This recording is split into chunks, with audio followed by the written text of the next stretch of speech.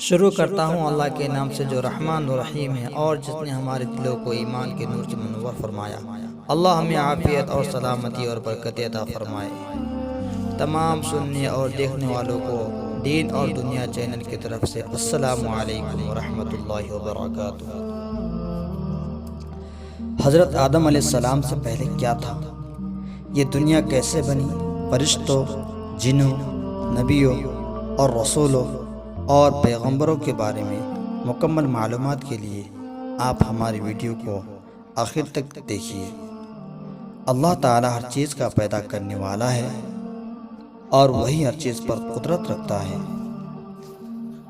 اللہ وہ ہے جس نے آسمانوں اور زمینوں اور ان کے درمیان کی سب چیزوں کو صرف 6 دنوں میں پیدا کیا اور پھر عرش پر جلوہ فرما ہوا۔ وہ خوب جانتا ہے اس چیز کو جو زمین میں جائے اور جو اس سے نکلے، جو آسمانوں سے نیچے آئے اور جو آسمانوں میں اڑ کر جائے، اور جہاں کہیں تم ہو وہ تمہارے ساتھ ہے، اور اللہ تمہارے اعمال کو خوب جانتا ہے۔ اسی طرح حدیث شریف میں آتا ہے، امام احمد بن حنبل رحمۃ اللہ علیہ نے ابو رزین عقیلی سے بیان کیا ہے۔ انہوں نے کہا، اے اللہ کے رسول صلی اللہ علیہ وسلم، آسمانوں اور زمینوں کو پیدا کرنے سے پہلے ہمارے پروردگار کہاں تھا؟ آپ صلی اللہ علیہ وسلم نے فرمایا، عما میں تھا، یعنی اللہ کے سوا کچھ بھی نہ تھا، نہ اس کے اوپر ہوا تھی اور نہ اس کے نیچے ہوا تھی۔ پھر اس نے مطلب یہ کہ فرش پیدا اللہ کے سوا کچھ بھی نہ تھا، گویا یہ تھی مخلوق کی ابتدا۔ ایک حدیث میں آتا ہے کہ سب سے پہلے اللہ تبارک و تعالی نے قلم کو پیدا کیا، پھر اللہ نے اس کو حکم دیا کہ لکھ، اور اسی وقت لکھنا شروع کر دیا اور قیامت تک ہونے والی ہر چیز کو لکھ دیا۔ یہ اللہ کا علم تھا کہ جس کو قلم نے اس کے حکم کے مطابق لوح محفوظ پر لکھ دیا۔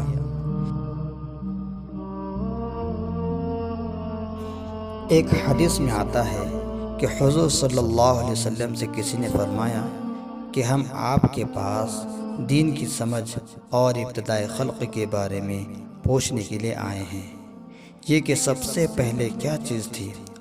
آپ صلی اللہ علیہ وسلم نے فرمایا، اللہ تھا، اس سے پہلے کوئی چیز نہ تھی، اس کا عرش پانی پر تھا، پھر اس نے لوح محفوظ پر ہر چیز لکھ دی اور آسمان اور زمین کو پیدا کیا، یعنی ابتدا میں پانی کی تخلیق ہوئی، پھر قلم کی پیدائش ہوئی اور قلم نے سب کچھ لکھ دیا۔ علماء کرام کا بیان ہے کہ قلم کے بعد لوح محفوظ کو پیدا کیا گیا، چنانچہ لوح محفوظ میں قلم نے ہر چیز کو لکھ دی۔ اس کے بعد کائنات کی باقی مخلوقات اور آسمان اور زمین کی پیدائش وجود میں آ گئی۔ اشیاء کی پیدائش کی ترتیب میں علماء کرام کے کئی اقوال ہیں۔ آسمان و زمینوں کی ترتیب کیا ہے، اس بارے میں امام مسلم رحمۃ اللہ علیہ سیدنا ابو ہریرہ رضی اللہ تعالیٰ عنہ کی روایت پیش کی ہے۔ وہ کہتے ہیں کہ حضور اکرم صلی اللہ علیہ وسلم میرا ہاتھ پکڑا اور فرمایا، اللہ نے ہفتے کے دن مٹی کو پیدا کیا، اتوار کے دن زمین میں پہاڑ، پیٹ کے دن درخت، منگل کے دن تکلیف، مصائب، جراثیم اور بیماریاں، بدھ کے دن نور کو، جمعرات کے دن زمین میں چوپائے کو پھیلا دیا، اور تمام مخلوقات میں جمعے کے دن آخری گھڑی یعنی عصر سے رات کے درمیان حضرت آدم علیہ السلام کو پیدا کیا۔ مطلب یہ ہے کہ ابتدا میں جن چیزوں کو پیدا کیا اس میں آخری مخلوق انسان تھا۔ اس حدیث میں مختلف حالات کو نہایت وضاحت سے بیان کیا گیا ہے۔ اس سے بخوبی پتہ چلا کہ ابتدائی مخلوقات کی تخلیق کیا تھی۔ ان میں سے آخری نمبر آدم علیہ السلام کا تھا، جبکہ آدم علیہ السلام نسل انسانی میں سب سے پہلے اور تمام انسانوں کے باپ ہیں۔ انسانوں سے پہلے فرشتے اور جنات پیدا ہو چکے تھے۔ صاحب عقل مخلوقات میں سب سے پہلا نمبر فرشتوں کا تھا، دوسرا نمبر جنات کا تھا اور آخری نمبر انسانوں کا ہے۔ فرشتوں کا اصل ٹھکانہ آسمان ہے۔ اللہ تعالیٰ کا ارشاد ہے، قریب ہے کہ آسمان اوپر سے پھٹ پڑے اور تمام فرشتے اللہ کی تسبیح اور تحمید بیان کرنے لگے اور زمین والوں کے لیے استغفار کرنے لگے۔ خبردار، اللہ تعالی معاف کرنے والا ہے اور رحم کرنے والا ہے۔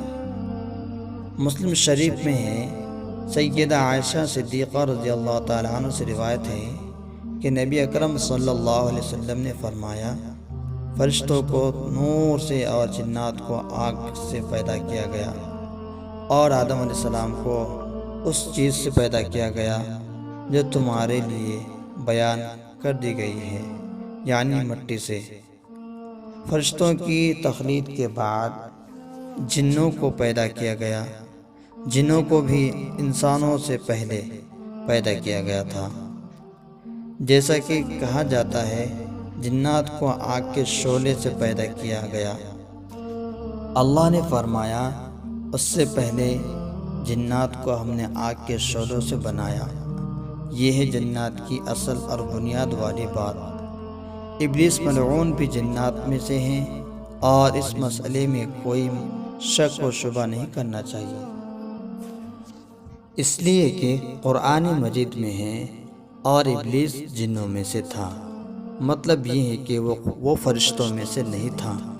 حسن بصری رحمۃ اللہ علیہ فرماتے ہیں کہ وہ پلک جھپکنے کے برابر بھی فرشتوں کے جنس پر داخل نہیں ہوا، اور نہ ہی وہ کبھی فرشتوں میں شمار ہوا۔ وہ جنات میں سے ہے، کیونکہ وہ خود اس بات کا اقرار کیا ہے کہ میں آگ سے بنایا گیا ہوں۔ اس لیے کہ جب اللہ نے حضرت آدم علیہ السلام کو پیش کیا تو سب کو کہا کہ اس کو سجدہ کرو۔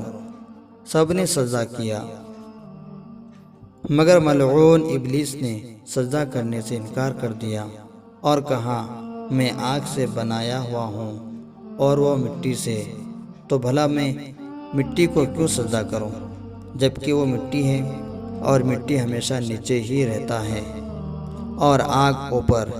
اس لیے ابلیس کا جن ہونا روز روشن کی طرح آیا ہے۔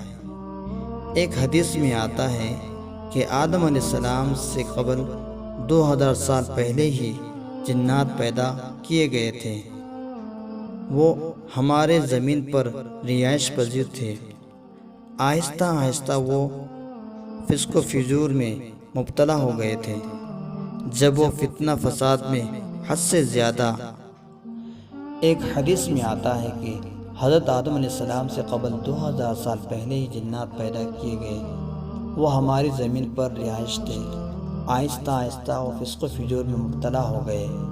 جب وہ فتنہ فساد میں حد سے زیادہ مبتلا ہو گئے، ناحق خون ریزی بہانے لگے، تو اللہ تعالیٰ نے ان کی طرف فرشتوں کا عظیم لشکر بھیجا۔ اس سے جنات کا زبردست لڑائی ہوئی۔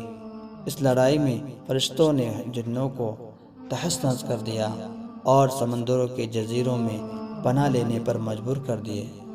زمین کے ہر بر اعظم سے انہیں جلا وطن کر دیا گیا، چنانچہ آج تک ان کا مسکن یہی جزیرے اور مراکز ہے۔ اور یہ واقعہ حضرت آدم علیہ السلام سے قبل 2000 سال پہلے گزر چکے ہیں۔ ایک حدیث میں آتا ہے کہ حضرت آدم علیہ السلام سے قبل 2000 سال پہلے ہی جنات پیدا کیے گئے۔ وہ ہماری زمین پر رہائش تھے۔ آہستہ آہستہ وہ فسق و فجور میں مبتلا ہو گئے۔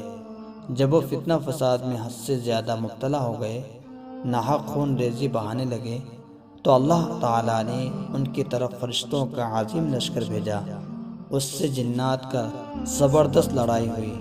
اس لڑائی میں فرشتوں نے جنوں کو تہس نہس کر دیا اور سمندروں کے جزیروں میں پناہ لینے پر مجبور کر دیے۔